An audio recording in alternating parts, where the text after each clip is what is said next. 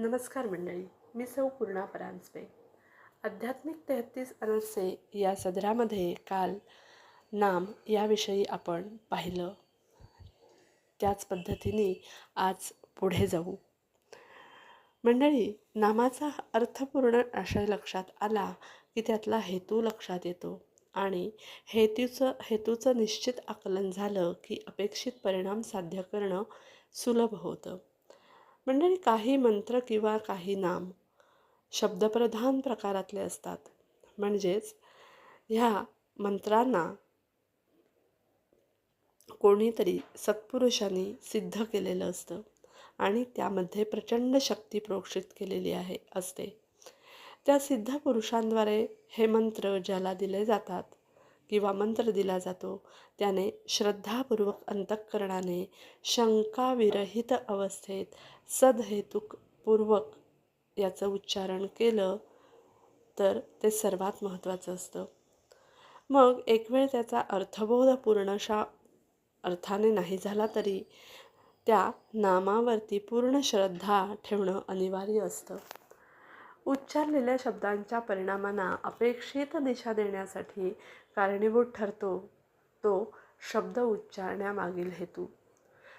म्हणजे बघा, जसं एखाद्याला त्याच्या हुशारीची पावती म्हणून आपण शहाणा किंवा हुशार म्हणतो आणि क्रोधाच्या भरात त्याला जास्त शहाणा झालायस रे असंही म्हणतो. म्हणजे या दोन्ही क्रियांमध्ये शहाणा या एकाच शब्दाचा वापर असला तरी त्या शब्दाचा परिणाम दोन्ही प्रसंगी वेगळा असतो. पहिल्या प्रसंगात तो शब्द आनंद निर्माण करील तर दुसऱ्या प्रसंगात तोच शब्द दुःख निर्माण करील. मंडळी, याचं कारण म्हणजे तो शब्द वापरणाऱ्याचा हेतू दोन्ही प्रसंगात निराळा असतो. त्याचप्रमाणे नाम आणि मंत्रामधील शक्ती निर्मितीला त्यामागील हेतूची सीमा असते. म्हणूनच माझं मन लहान सहान क्षुद्र स्वार्थात न अडकता माझे मन शाश्वत कल्याण व्हावं असा सदहेतू बाळगून त्या नाम अथवा मंत्राचं एकाग्रतापूर्वक पठण जर केलं गेलं तर त्याचा परिणाम निश्चितपणे साधला जातो. मंडळी, भौतिक आणि पारलौकिक इच्छा मनावर अवलंबून असतात. शरीर हे इच्छापूर्तीचं साधन मात्र आहे. आध्यात्मिक प्रगती साध्य करण्यासाठी मनाची जी निश्चल दृढ अवस्था निर्माण व्हावी लागते ना, ती निर्माण होण्यासाठी शक्ती पुरवण्याचं काम नाम मंत्र रूपी शब्दच करू शकतात. कारण शब्दांचं माध्यम अत्यंत प्रभावी आहे. शब्द आकार निर्माण करतात, शब्द शक्ती निर्माण करतात आणि अनुकूल विचारांसह कृतीही घडवून आणतात. शब्दाचं महाप्रचंड सामर्थ्य लक्षात घेतलं तर त्यातलं ज्ञान सामावून समजवून घेऊन त्या सामर्थ्याचा उपयोग नामजप किंवा मंत्रपठणाद्वारे आध्यात्मिक उन्नतीसाठी प्रत्येकाने जरूर करायला हवा. मंडळी, या नामामध्ये असलेली ताकद, मग ते तुम्ही एकत्रित नाम घेतलं तरीही त्याची ताकद प्रचंड प्रमाणात मोठी असते आणि तुम्ही तुमच्या पुरेसं म्हणजे मनातल्या मनात जरी नाम घेतलं तरीही त्याची ताकद अतिशय मोठ्या प्रमाणात असते. मंडळी, ह्या नामावरती आपण श्रद्धा ठेवणं खूप महत्त्वाचं आहे आणि या नामातच आपण जर मग्न राहिलो तर आपण त्या उच्चारवाने होणाऱ्या लहरी त्याहूनही अतिशय स्पंदन देणाऱ्या असतात.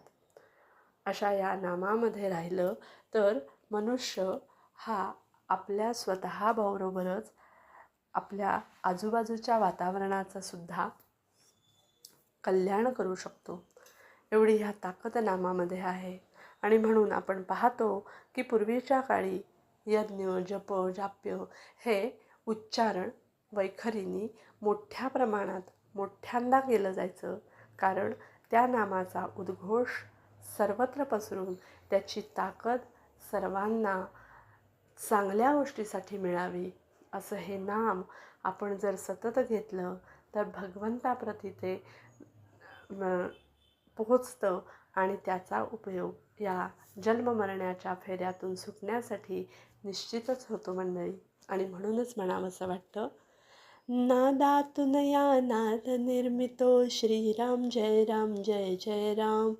नामदर नादातून या नाद निर्मितो श्रीराम जय राम जय जय राम. नादातून या नाद निर्मितो श्रीराम जय राम जय जय राम. नाद निर्मितो मंगलधाम श्रीराम जय राम जय जय राम. नाद निर्मितो मंगलधाम श्रीराम जय राम जय जय राम. नादातून या नाद निर्मितो श्रीराम जय राम जय जय राम. धन्यवाद मंडळी.